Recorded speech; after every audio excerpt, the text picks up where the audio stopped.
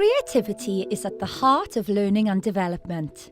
So, to examine the impact of the Donaldson report, Successful Futures, and to explore the potential for creative learning with a focus on the creative use of contemporary art throughout the whole curriculum, international arts organisation Artes Mundi held its first learning conference. The conference speakers explored the role that contemporary art can play in education and highlighted practical ways to incorporate it into the classroom. Professor Donaldson delivered a lecture in which he discussed the need for the education system in Wales to foster creativity. I suppose the first message to artists and to everyone else is please be engaged. Please don't think this is something which other people are going to work out and then you'll just simply do what you're told at the end of the day.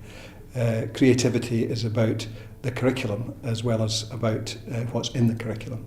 Well, to me, one of the really fantastic things that's going on in the Donaldson report is the constant reminder that education, personal development, is not about qualification. That will allow us to look more broadly and more fruitfully, I hope, at actually why are we involved in education anyway? It's to grow and to learn.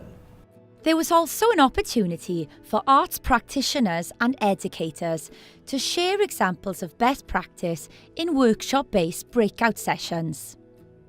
We're actually giving intensive professional training to creatives to work in the school environment. But it's bringing a kind of, to use a bit of a cliche, but thinking outside the box and just looking differently, or maybe looking more intently at things. This was a challenging, inspiring day, which gave delegates the chance to gain insight from established practitioners and the confidence to apply it to their future practice. The event was supported by the Arts Council of Wales and the Central South Arts and Education Network. A2 Connect commissioned a series of complementary digital resources.